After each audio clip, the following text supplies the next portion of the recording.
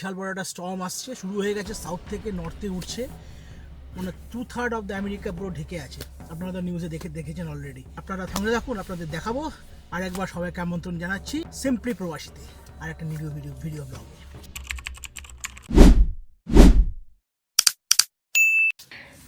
এটা একটা adventure trip হতে চলেছে। তো এই ঠান্ডার মধ্যে আমরা বেরোচ্ছি, হাতটা জমে যাচ্ছে, বেশিক্ষণ বাইরে থাকা যাবে না। তো আমরা এখান থেকে যাব ক্লিভল্যান্ড সোলেন, যেতে লাগবে 4.5 ঘন্টা।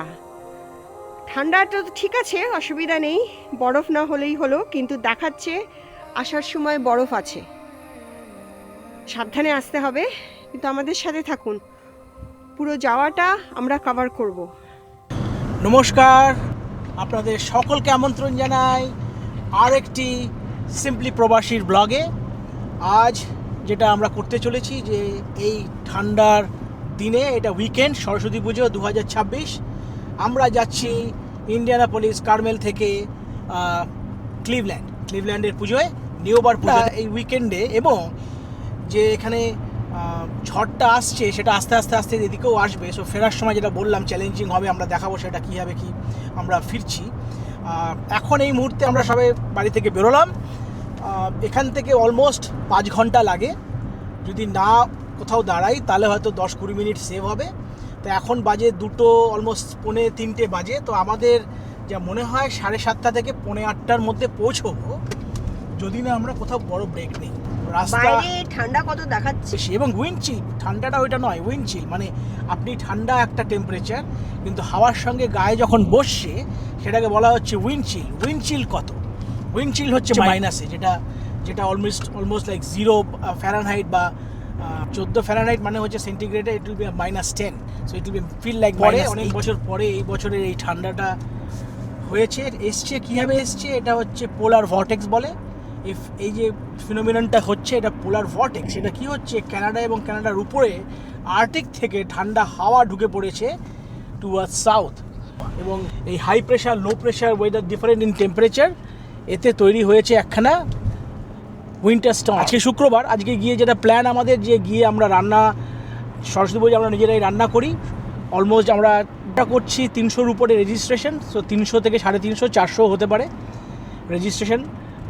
অতএব অ্যাটলিস্ট 450 লোকের রান্না হবে, 450 থেকে 500 লোকের রান্না। খিচুড়ি, তারপরে বাঁধাকপির ঘন্ট, চাটনি, আর হচ্ছে পাকোড়া, এগুলো আমরা নিজেরাই ঘরে সবাই মিলে করি। তাই সেটাই আজকে বিকেলে একটা দুটো আইটেম তৈরি হবে। এবং কালকে রান্না যেটা হবে সেটা হচ্ছে খিচুড়িটা, আর পাঁপড় ভাজা আর পাকোড়া। আর আজকে আমরা করবো বাঁধাকপির ঘন্ট আর খিচুড়ির অ্যারেঞ্জমেন্টটা তৈরি করে প্ল্যান। তো ওখানে যে পুরো টিমটা রয়েছে, আমরাই এখান থেকে ম্যাক্সিমাম দূর থেকে যাচ্ছি, আর টিমটা যারা রয়েছে ওরা সব অলরেডি অ্যারেঞ্জ করে শুরু করে দেবে। আপনাদের দেখাতে চলেছি, আপনারা যেটা সঙ্গে থাকুন দেখবেন, সেটা হচ্ছে আমেরিকাতে আমরা কীভাবে সরস্বতী পুজো করে থাকি, এবং কীভাবে অ্যারেঞ্জমেন্টগুলো হয়, এবং কীভাবে কত লোক হয়। এটা হচ্ছে ইস্ট সাইডে নর্থ ইস্ট ওহাইও নিউবার পুজো।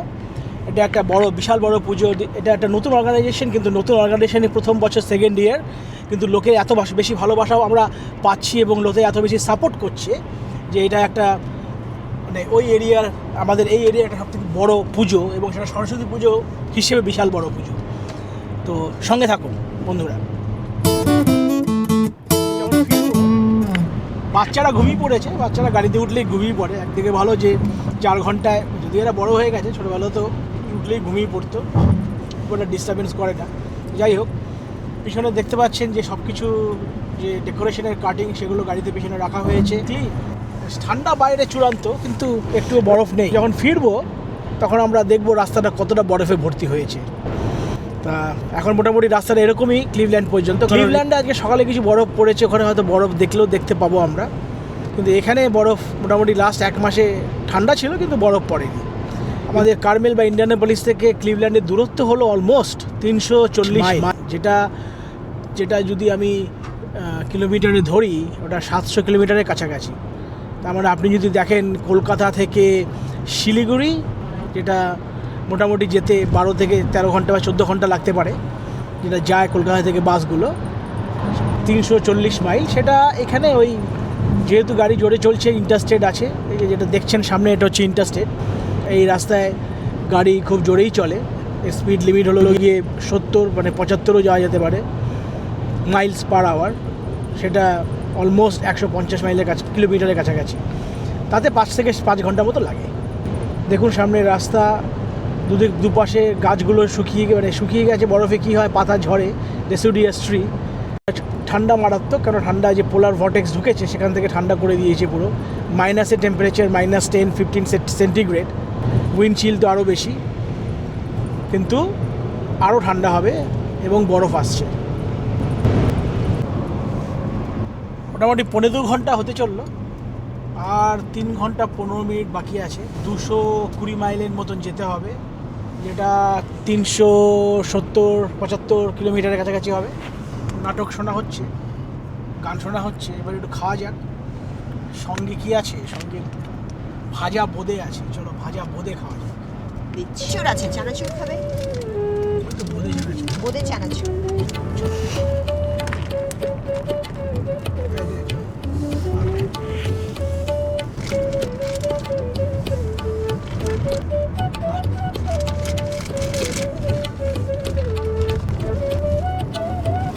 আজই বুঝলে কোনো আগে আছে? হ্যাঁ, মোবাইল বলা যায় না।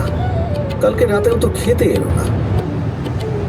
পরন্ত বিকেল, মোটামুটি 5টা বাজে। মোটামুটি এখন 6:30টায় তো অন্ধকার হয়েই যায়। 7টা। কলম্বাসের ডাউন টাউন। সরি, আমরা পূর্বে যাচ্ছি, এই জন্য সূর্য পিছনে, পশ্চিম থেকে পূর্বে যাচ্ছি। বেশ সুন্দর লাগছে। মোটামুটি 3 ঘন্টার মতন, না হ্যাঁ 3.25 ঘন্টার মতন হতে চললো। মাঝখানে হলো কলম্বাস পড়ে। কলম্বাসটা হচ্ছে ওহাইওর capital of the state of Ohio হচ্ছে কলম্বাস। তো কলম্বাস একটা বড় শহর, এবং সেই কলম্বাসে আমরা ঢুকছি, এবং এখন বাজে বিকেল 5:05, এবং শুক্রবার। লোকজন সব অফিস থেকে বাড়ি ফিরছে, এই জন্য আস্তে আস্তে রাস্তাটা ভিড় বাড়ছে। এবং মোটামুটি নেক্সট হাফ অ্যান আওয়ার ভিড়ের মধ্যে দিয়ে যাব, যদি না মানে কপাল ভালো থাকলে বেরিয়ে যাব আস্তে আস্তে। আর যদি রাস্তায় জ্যাম হয় তাহলে তো আরও সময় লাগতে পারে।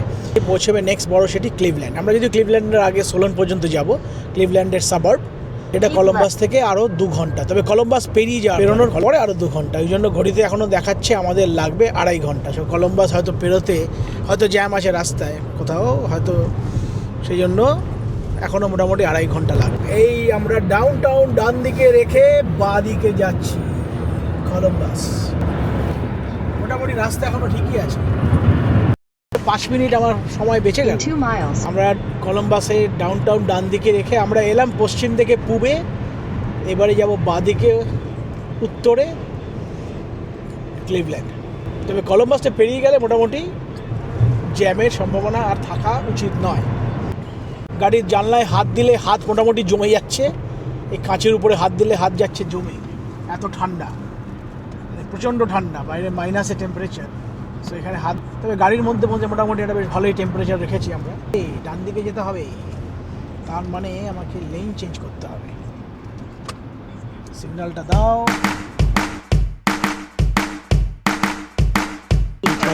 আরেকবার ডান দিকে। মাত্র ভাবছিলাম যে মোটামুটি বেরিয়ে যাব, কিন্তু সামনে দেখুন কি অবস্থা। সামনে পুরো জ্যাম। আবার অফিস থেকে ফিরছে 5:13 বাজে ঘড়িতে। ইন্টারস্টেটে মোটামুটি এতটাই স্লো যাচ্ছে যে আমরা দাঁড়িয়ে পড়ছি মাঝে মাঝে। আমাকে বাঁদিকে যেতে হবে, বাঁদিকের লেন, তাহলে মোটামুটি একটু তাড়াতাড়ি যাওয়া যাবে। মোটামুটি সিগন্যাল দিয়ে ঢুকে পড়তে হবে, নাহলে তোমাকে কেউ রাস্তা ছাড়বে না। বাঁদিকটা একটু কাজ থাকবে।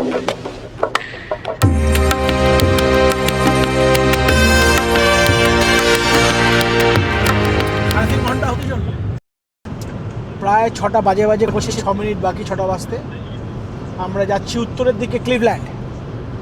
আর অন্ধকার, মানে সন্ধে নেমে এসছে এখানে। সন্ধে 6টা থেকে 6:10, তার মধ্যেই সূর্য অন্ধকার নেমে যাবে পুরো, যতটা আলো আছে চলে যাবে। আমাদের এখনও লাগবে যেতে সোয়া ঘন্টা লাগবে। তার মানে 15 মিনিটের মধ্যে অন্ধকার হয়ে গেলে 1 ঘন্টা মোটামুটি অন্ধকারে গাড়ি চালাতে হবে। কমছে আর কি সেন্টিগ্রেডও, এখন ঠান্ডা হয়ে যাচ্ছে।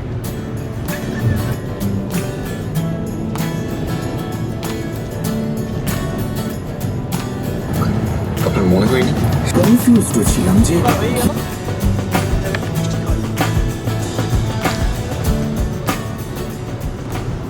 কাজু roll made in USA, made in কানাডাও হতে পারে। We have pizza. Do you want some pizza? Yeah. No? Okay. আমরা কিছু পিৎজা নিয়ে এসেছিলাম লাঞ্চে, সেটা প্যাক করে নিয়ে এসেছি, তো সেটাই দিচ্ছি এখন। কটা বাজে এখন? 6:30 বাজে, খিদে পেয়ে গেছে।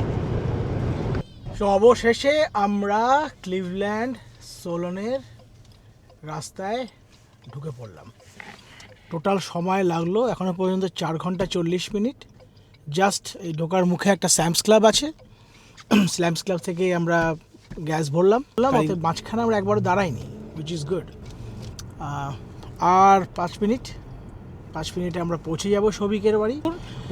সোলনে ঢুকলাম, আর সোলন আর ক্লিভল্যান্ড এরিয়াতে যেহেতু এখানে লেক এফেক্ট হয়, এখানে পাশেই হলো যে গ্রেট লেকসের লেক এরি রয়েছে, এখানে স্নোটা বেশি হয়। কালকে আমরা নুনের পর থেকে আরও স্নো হবে, এখানে দেখে বুঝতে পারবেন রাস্তায় দেখুন কতটা স্নো। যেটা আমি বললাম যে আমাদের ওদিকে ইন্ডিয়ানাপোলিস বা কার্মেলে লাস্ট 1 মাসে কোনো স্নো হয়নি, ছিটে ফোটা হয়েছে এবং সেটা সঙ্গে সঙ্গে গলেও গেছে।